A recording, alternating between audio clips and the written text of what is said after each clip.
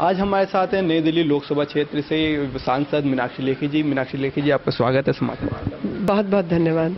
Indian media welfare association एक programme करा रहा है 1 मई को, जिसमें पत्रकारों का मान और सम्मान दिया जा रहा है। उसके बारे में आप अपनी क्या मैं यही कहना चाहती हूँ कि किसी भी संविधान को जीवित रखने के लिए जो पत्रकार वर्ग है उसकी बहुत महत्वपूर्ण भूमिका होती है किसी भी देश में।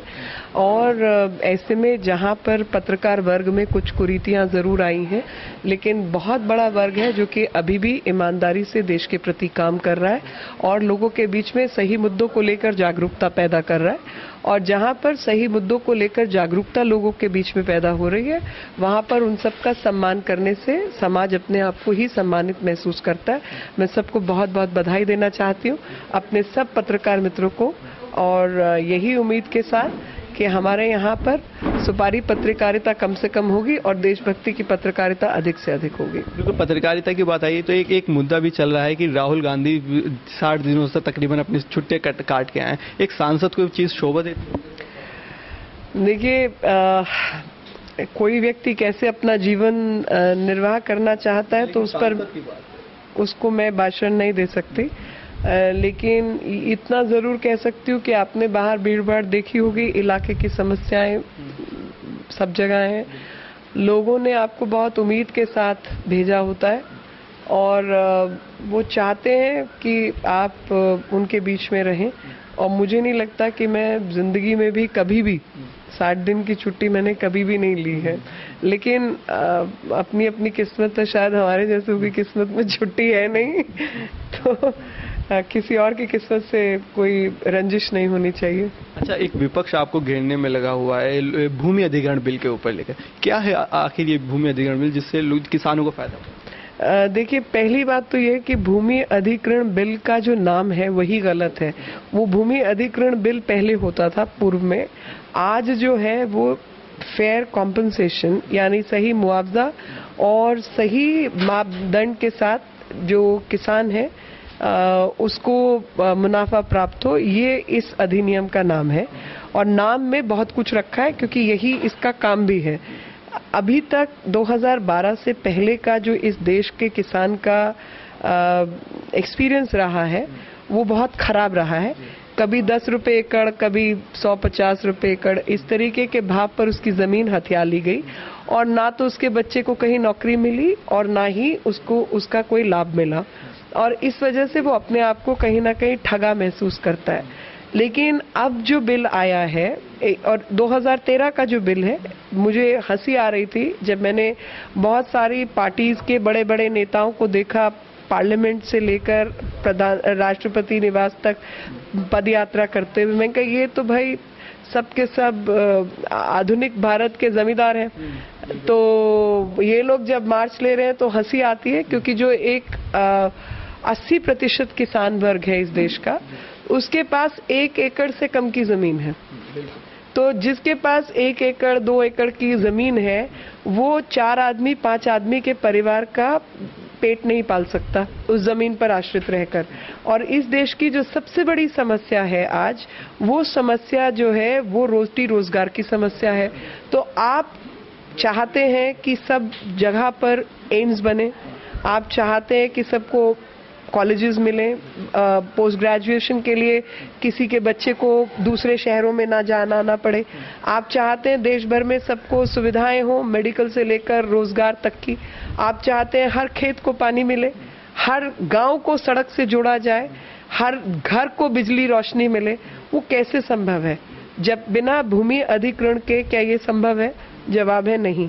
और जो 20% लोग सारी जमीन पर कब्जा करे बैठे हैं वही इसका विरोध कर रहे हैं, जबकि जो 80% किसान है जिसके पास 1 एकड़ से कम की जमीन है और परिवार को पालने में उस व्यक्ति की सक्षमता नहीं है उस जमीन के जरिए, उसको रोटी रोजगार के लिए जो है नौकरी चाहिए, स्किल ट्रेनिंग चाहिए, इंडस्ट्रियल ट्रेनिंग चाहिए, उद्योग बनाने हैं, सड़कें बनानी है, पानी पहुंचाना है, बिजली पहुंचानी है, वो बिना भूमि अधिग्रहण नियम के संभव नहीं है। और सबसे बड़ी सोचने की बात है कि जो लोग राजनीतिक रूप से इसका विरोध कर रहे हैं उन लोगों को ये बात समझनी होगी कि 28 मुख्यमंत्री राज्यों के अलग अलग राजनीतिक दल के, उन सब ने भूमि अधिग्रहण जो नियम है 2013 उसका विरोध किया और सरकार को कहा कि आप इसमें बदलाव लाइए, क्योंकि आप जब तक बदलाव नहीं लाएंगे तब तक देश को हम विकसित नहीं बना सकते।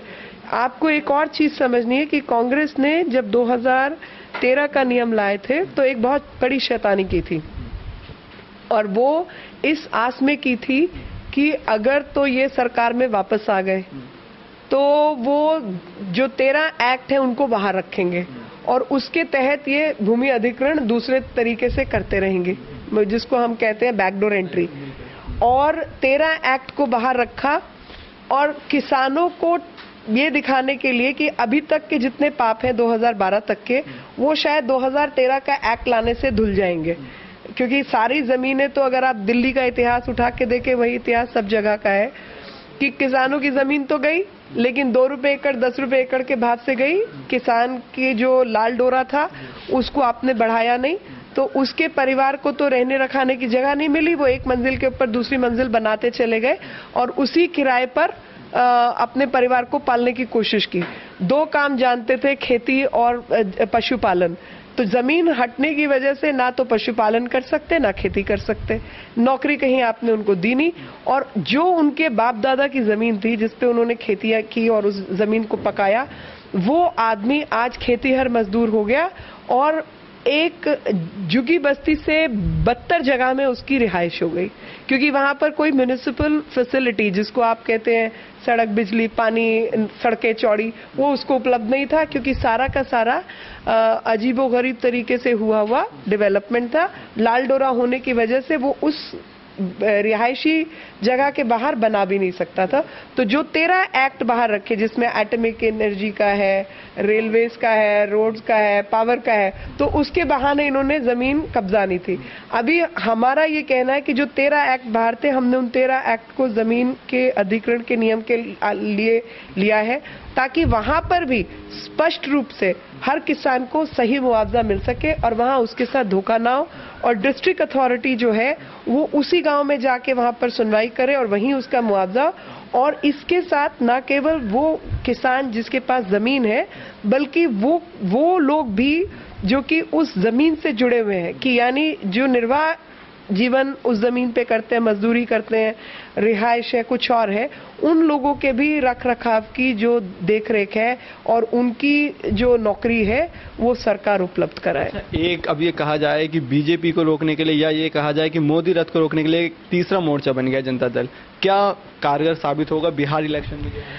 देखिए, मुझे ये लगता है कि अब ईश्वर भी चाहता है कि भारत की भूमि विकसित हो, और अब ईश्वर भी चाहता है कि भारत में जिस तरीके की दरिद्रता रही है, हमने बहुत दरिद्र नारायण की पूजा की, लेकिन अब कहीं ना कहीं संपन्न नारायण हो, और नारायण संपन्न तब हो जब लक्ष्मी का वास हो, और लक्ष्मी का वास तब होगा जब देश सुरक्षित होगा और एक माहौल जो है देश में विकासशील देश का माहौल बने। और वो लगातार प्रधानमंत्री मोदी जी उस काम में लगे हुए हैं, और मुझे नहीं लगता कि जब ईश्वर की कृपा हो और जनता का साथ हो तो वो रथ कोई और रोक पाएगा।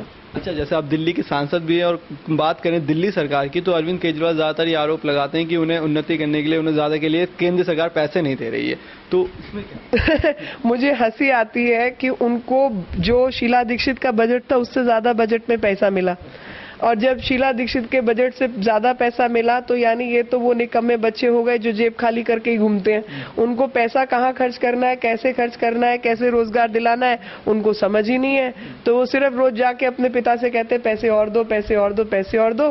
खर्चे कैसे करने हैं, कितने में गुजारा करना है, क्या करना है, उनको समझ कम है। तो सरकार चलानी है तो आपको बहुत चीजें सीखनी होंगी, और सरकार केवल भ्रमित राजनीति से नहीं चलती। बिल्कुल, ये थी हमारे साथ मीनाक्षी लेखी जी, जिन्होंने एक तो सबसे पहले इंडियन मीडिया वेलफेयर एसोसिएशन के प्रोग्राम के लिए बधाई दी, शुभकामनाएं दी, और साथ ही साथ उन्होंने दिल्ली सरकार के जो केजरीवाल है उन पर भी ये कह दिया कि वो अभी सरकार चलाना सीखें, जिससे उनको आगे की पता चल सके कि क्या प्रोसेस है। मेरे साथ मेरे वरिष्ठ सहयोगी राजीव निशाना के साथ मैं अली अब्बास नकवी, समाचार वार्ता, दिल्ली।